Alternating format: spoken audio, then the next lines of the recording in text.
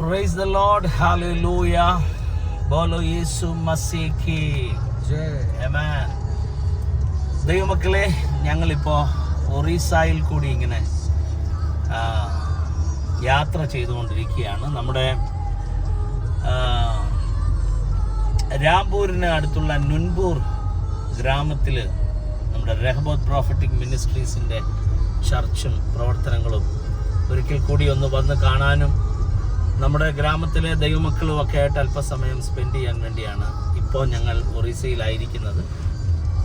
ആ സമയത്ത് നമ്മുടെ ഡൽഹിയിലെ അരുൾ തോമസ് പാസ്റ്റർ അവരുടെ ചർച്ചിൽ പാസ്റ്റർ ജി പാടി ആരാധിക്കുന്ന ആത്മാക്കി വേദി എന്നുള്ള ആ പാട്ട് ഇപ്പം നമ്മുടെ കാറിൽ ഇട്ടിരിക്കുകയാണ്.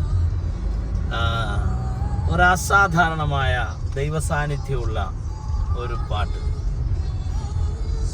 ചിലർക്ക് പരിശുദ്ധാത്മാവ് കൊടുക്കുന്ന ദൈവിക നിയോഗങ്ങൾ നമുക്ക് ചിന്തിക്കാൻ കഴിയുന്നതിനേക്കാൾ അപ്പുറമാണ്. ഇന്നലെ രാത്രിയൊക്കെ ഈ പാട്ട് ഗ്രാമത്തിലെ കുഞ്ഞുങ്ങൾ കുറേ അധിക സമയം പാടാനിടയായി. ഒരു കൊച്ചു കുഞ്ഞ് 4 വയസ്സോ 5 വയസ്സോ പ്രായമുള്ളൊരു കുഞ്ഞ് ഈ പാട്ട് പഠിച്ചിട്ട് അവൻ പാടുകയാണ്.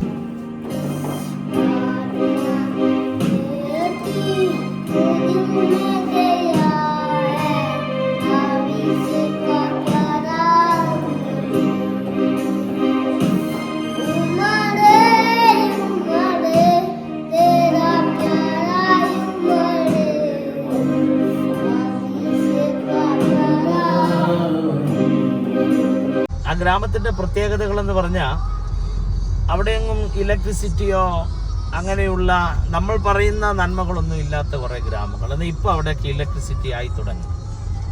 ആ കുഞ്ഞുങ്ങളുടെയൊക്കെ വളർച്ചയെന്ന് പറഞ്ഞാൽ വളരെ ശോചനീയകരമാണ്. ഞങ്ങളൊരു 7-8 വർഷം മുമ്പ് ഇവിടെ വരുമ്പോൾ ഇവിടുത്തെ അവസ്ഥ പരിതാപകരമാണ്. ഇവിടെയുള്ള സുഡങ്കി വില്ലേജ്, ഫിൽവാഞ്ചി വില്ലേജ്, ഉൾബ, പിപ്പൾപ്പട, കുറേ ഗ്രാമങ്ങൾ, അവരുടെയൊക്കെ ലൈഫ് സ്റ്റൈല് കണ്ടപ്പോൾ മനസ്സ് തകർന്നു പോയി. അതുകൊണ്ട് തന്നെയാണ് ഈ വേല ഇവിടുന്ന് വിടാതെ നമ്മളിവിടെ ഉറപ്പിച്ചത്. കുറച്ച് കഷ്ടങ്ങളായിരുന്നെങ്കിലും. പക്ഷേ ഇന്ന് ആ കുഞ്ഞുങ്ങളൊക്കെ ഈ പാട്ട് പാടി മണിക്കൂറുകൾ അവിടെ ദൈവത്തെ സ്തുതിക്കുന്നത് കണ്ടു. അരുൾ തോമസ് പാസ്റ്ററിനെ ഓർത്ത് ദൈവത്തെ സ്തുതിക്കുകയാണ്. അദ്ദേഹത്തിൻ്റെ കുടുംബത്തെ ഓർത്ത് ദൈവത്തെ സ്തുതിക്കുന്നു. അവരുടെ ഡൽഹിയിലെ ചർച്ചിനെ ഓർത്ത് ദൈവത്തെ വാഴ്ത്തുകയാണ്. വളർന്നുകൊണ്ടിരിക്കുന്ന അനുഗ്രഹിക്കപ്പെട്ട ഒരു സഭ, ദൈവം ഉപയോഗിക്കുന്ന അനുഗ്രഹിക്കപ്പെട്ട ഒരു അഭിഷിക്തൻ. ഞാൻ ഒരിക്കൽ മാത്രമേ ഉള്ളൂ അരുൾ തോമസ് പാസ്റ്ററുമായിട്ട് കണക്ട് ചെയ്തുള്ളൂ. ഒരിക്കൽ അദ്ദേഹത്തിൻ്റെ വാഹനത്തിൽ എന്നെ കയറ്റി ഡൽഹിയിൽ ഒരു ശുശ്രൂഷയ്ക്ക് വേണ്ടി ഞങ്ങൾ പാസ്റ്റർ സ്റ്റാൻലി ഒരുമിച്ച് പോയത് മാത്രമേ ഉള്ളൂ പാസ്റ്റർ അരുൾ തോമസുമായിട്ടുള്ള എൻ്റെ ബന്ധം. പക്ഷേ ഈ ആരാധനയിൽ പങ്കെടുത്തപ്പോൾ ഓൺലൈനിൽ ഒരു അസാധാരണമായ ദൈവിക മൂവ്, ഞാൻ വിശ്വസിക്കുന്നു ഈ പാട്ട് ഇന്ത്യയുടെ ഉണർവിൻ്റെ പാട്ടായി മാറും. പരിശുദ്ധാത്മാവിൻ്റെ ഇമ്പാക്റ്റേഷൻ. അപ്പോസ്തല പ്രവൃത്തി 2-ാം അധ്യായത്തിൽ ബൈബിൾ പറയുന്നു, പെന്തക്കോസ്ത് നാൾ വന്നപ്പോൾ അവർ ഇരുന്നിരുന്ന വീട് മുഴുവൻ നിറച്ചുകൊണ്ട് പരിശുദ്ധാത്മാവിൻ്റെ പകർച്ചയുണ്ടായി. എവിടെ ആത്മപകർച്ച ഉണ്ടാകുമോ അവിടെ റിവൈവൽ ഉണ്ടാകും. അതുകൊണ്ട് തന്നെ ഈ വരി പാടുമ്പോൾ തന്നെ ഒരു അസാധാരണമായ ദൈവിക മൂവ് നമുക്ക് കാണാൻ കഴിയുന്നുണ്ട്. അത് ആ സഭയിൽ മാത്രമല്ല, ഈ പാട്ട് പാടുന്ന എല്ലാ ഇടങ്ങളിലും ആ ഒരു ചലനം സംഭവിക്കട്ടെ എന്ന് ഞാൻ ആത്മാർത്ഥമായി ദൈവസന്നിധിയിൽ പ്രാർത്ഥിക്കുകയാണ്. പത്രോസ് കൊർന്നലിയോസിന്റെ വീട്ടിൽ ചെന്ന് ദൈവത്തിന്റെ വചനം പറഞ്ഞപ്പോൾ പരിശുദ്ധാത്മാവ് അവരുടെ മേൽ വന്നെന്നാണ്. അപ്പോൾ ഓർക്കുക, നമ്മൾ വചനം പറയുന്നത് പരിശുദ്ധാത്മാവ് വരാൻ വേണ്ടിയാണ്. കാരണം ഹോളി സ്പിരിറ്റ് വന്നാലേ വ്യക്തികൾക്ക് മാറ്റം ഉണ്ടാവുകയുള്ളൂ. പ്രസംഗിച്ച് നന്നാക്കാനാണ് നമ്മൾ പലരും ശ്രമിക്കുന്നത്. നമ്മൾ പ്രസംഗിച്ച് നന്നാക്കാനാണെങ്കിൽ പണ്ടേ ലോകം നന്നായേനെ.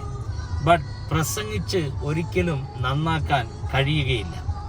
അതുകൊണ്ട് തന്നെ ഈ യാത്രയിൽ ഞാൻ നിങ്ങൾക്ക് കൈമാറുകയാണ്, ഒരു കാരണവശാലും നമ്മൾ ജനത്തെ നന്നാക്കാൻ സമയമെടുക്കരുത്.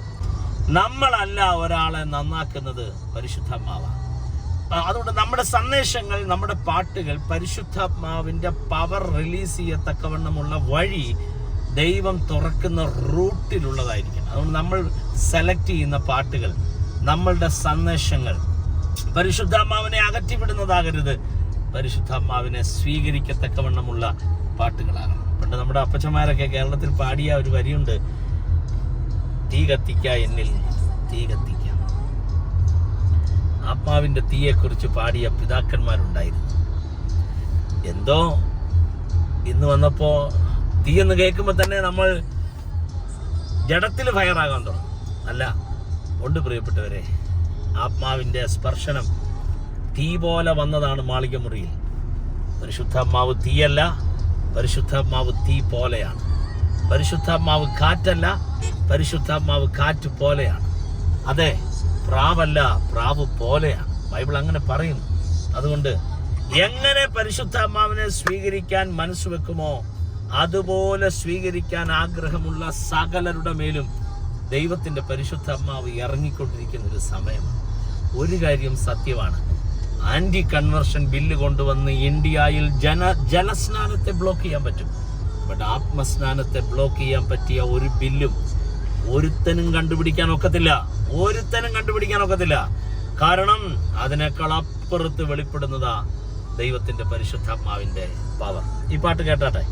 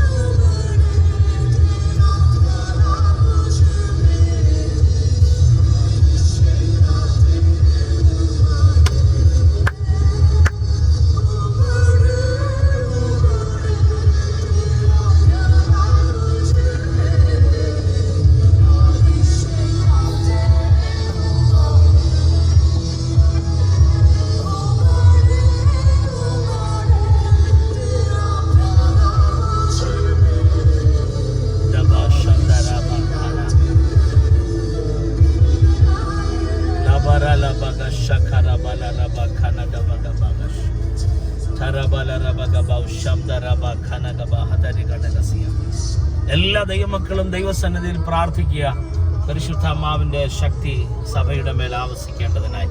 നമ്മൾ പാടുകയല്ലേ, just like day of the Pentecost the wind is blowing again. വീണ്ടും പരിശുദ്ധാത്മാവിന്റെ ശക്തി അന്ന് അപ്പർ റൂമിൽ വെളിപ്പെട്ടതുപോലെ വീണ്ടും വെളിപ്പെടേണ്ടതിനായി. ഞാൻ ഈ ഡ്രൈവ് ചെയ്തുകൊണ്ടിരിക്കുമ്പോൾ എല്ലാ അഭിഷിക്തന്മാരെയും, പ്രത്യേകിച്ച് ഉണർവിന് വേണ്ടി വെയിറ്റ് ചെയ്യുന്ന എല്ലാ അഭിഷിക്തന്മാരും, ഇന്ത്യ മുഴുവൻ ധാരാളം ദൈവത്തിന്റെ അഭിഷിക്തന്മാർ വെയിറ്റ് ചെയ്യുക. ഒരു വലിയ റിവൈവൽ ഉണ്ടാകും. 1-2 പാസ്റ്റേഴ്സ് അല്ല, പേര് കേട്ട 1-2 ആൾക്കാരല്ല, പേര് കേൾക്കാത്ത 10,000 ദൈവദാസന്മാർ ഉണർവിന് വേണ്ടി വെയിറ്റ് ചെയ്ത് വില കൊടുത്ത് പ്രാർത്ഥിച്ച് ഉപവസിച്ച് ദൈവവചനം വായിച്ചു ദൈവത്തിന്റെ മുമ്പിൽ ഒരു ഉണർവിന് വേണ്ടി പെർസിക്യൂഷൻ ആണെങ്കിലും ആ ദേശം വിട്ട് മാറാതെ വെയിറ്റ് ചെയ്യുന്നുണ്ട്. Waiting time is not a wasting time. നിങ്ങളുടെ ടൈം വേസ്റ്റ് ആകില്ല, അസാധാരണമായ ഒരു ഉണർവുണ്ടാകും. അതുകൊണ്ട് പരിശുദ്ധാത്മാവിന്റെ അസാധാരണമായ പ്രവൃത്തിക്ക് വേണ്ടി വെയിറ്റ് ചെയ്യാം, പ്രാർത്ഥിക്കാം. ഈ വർഷം ഇന്ത്യൻ റിവൈവലിന്റെ വർഷമാകട്ടെ. ഞാൻ നിങ്ങളെ ബ്ലസ് ചെയ്യുന്നു. May God bless you all. Amen. Amen. Amen. Bolo Yesu Masih ki. Jai.